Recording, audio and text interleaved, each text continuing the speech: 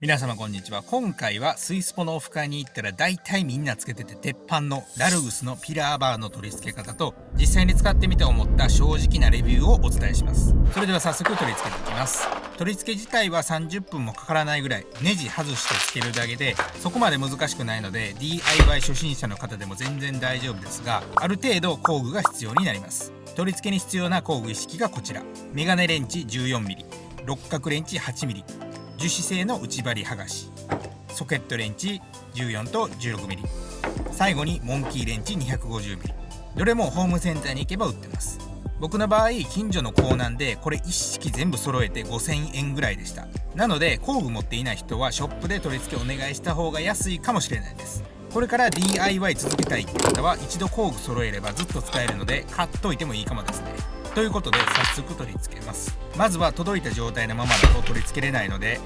この両端についているブラケットを外します。硬すぎて手で回らなければ工具を使って外してください。外れたブラケットやボルトは後で使うのでなくさないようにしてください。それでは早速車に取り付けです。まずは後部座席のシートベルトのカバーを外していきます。樹脂製の内張り剥がしを隙間に突っ込んで剥がします。ひねるようにすると外れます。傷が気になる方は一応マスキングテープで内張り剥がしを保護してさらに傷がつきにくいようにするのがいいと思います。カバーが外れたら中にボルトがあるので、それを 14mm のソケットレンチで半時計回りで外します。ちなみにこの純正ボルトがまあまあ固く固定されてますので少し力が入れますね。一度緩めばあとはひたすら回すだけ。ある程度するとボルトが外れるので、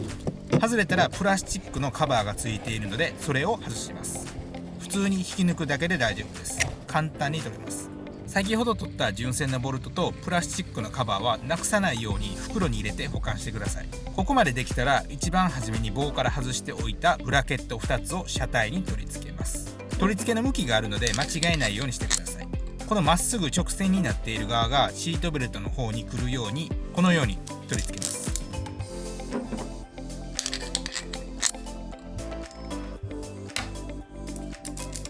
今取り付けているブラケットはまだ仮付けで後で角度を決める必要があるので全力で締めないでください。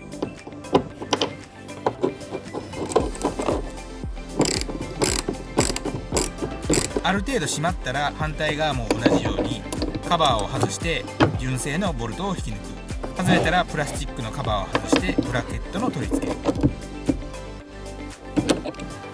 両方とも取り付けができたらバー本体を取り付けます。ブラケットを固定する角度なんですが、バーがはまる位置が決まっててその角度でしかバーがはまらないようになってますので、ブラケットの中の穴とバーの両端の穴がちょうど重なるようにバー本体の長さを調整してはめ込めたらボルトを差し込んで仮で固定します。後でまた外すのでまだナットで固定はいらないです。バーの長さ調整のやり方ですが、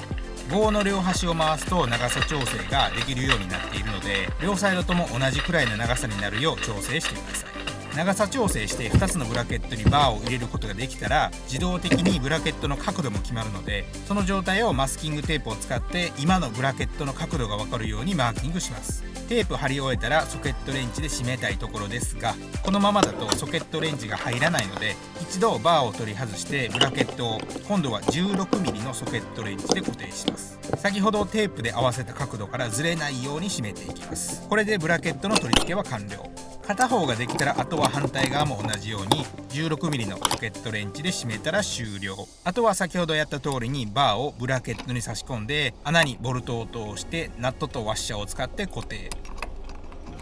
ある程度手で締めたら六角レンチとメガネレンチの2本を使って完全に固定します。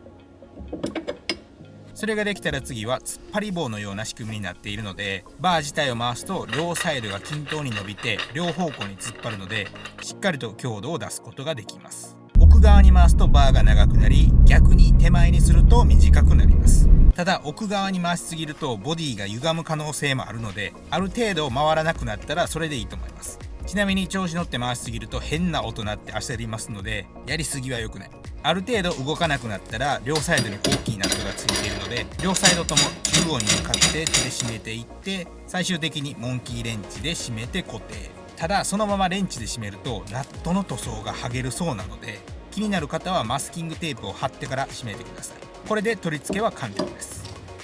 ラルグスのステッカーもついているので貼りたい方は貼ってください。それでは取り付けが終わりましたので、ここからは実際に乗ってみて思った感想をお伝えします。まずオフ会でピラーバーつけてる人につけたことでどう変わったか聞いたんですけど、皆さん大体言うのがカーブ曲がる時に安定する、車曲がる時に頭が入りやすくなることで曲がりやすくなる、純正の時と比べてハンドルの反応速度が上がってクイックになる、車のロールが減って曲がる時に安定する、直進安定性も上がるというようなことをオフ会で聞いてたんですが、確かにそれは感じましたが、ただ正直言うと僕の場合すでにフロントのタワーバーを入れてたり HKS の車庫帳に交換済みなので、多分変わったような気がするって感じですね。タワーバーを入れた時に先ほど言ったロールが減ったとか、カーブ曲がる時に安定するとか、ハンドルがクイックになったとかはめっちゃ体感できてたので、ピラーバーを取り付けたことでさらに安定したって感じだと思います。ただ一つだけ間違いなく今回取り付けて体感できたのが、車庫帳入れてる人ならわかる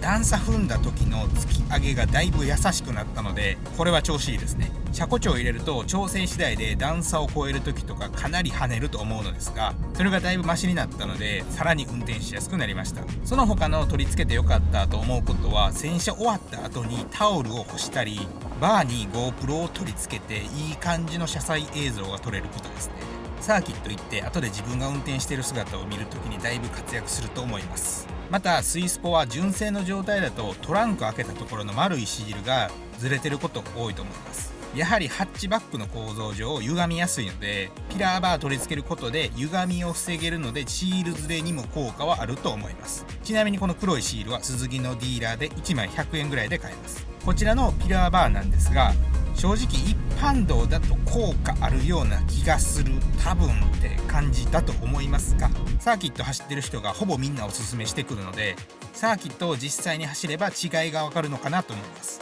今度サーキット行くのでどんな感じか体感してきます。今回のピラーバーの取り付けですが、フロントのタワーバー取り付けの時は正直めっちゃ大変だったんですが、リアのピラーバーはミニ四駆とか IKEA の家具を作ったことがある人なら誰でも取り付けできると思うので、ぜひやってみてください。意外とこういうパーツってスーパーオートバックスとか行っても売ってなくて取り寄せになるので、一番安くそして早く届く Amazon で買うのおすすめです。今回紹介したピラーバーは見た目もマットブラックで内装にも合ってて、スイスポのオフ会行ったらみんなつけてる定番カスタムで評判も良くて、フロントのタワーバーよりも圧倒的に取り付けが簡単なので最初のカスタムにちょうどいいかもですね。またサーキット走行後の感想は後日動画にしようと思います。今回紹介したラルグスのピラーバーは動画の下にある概要欄にリンクを貼っておくので、他の人のレビューとかぜひ参考にしてください。こちらのチャンネルでは主にスイフトスポーツに関することや車グッズの紹介など幅広く動画投稿していますので、もしこの動画が1ミリでも参考になったと思っていただけましたら、ぜひチャンネル登録お願いします。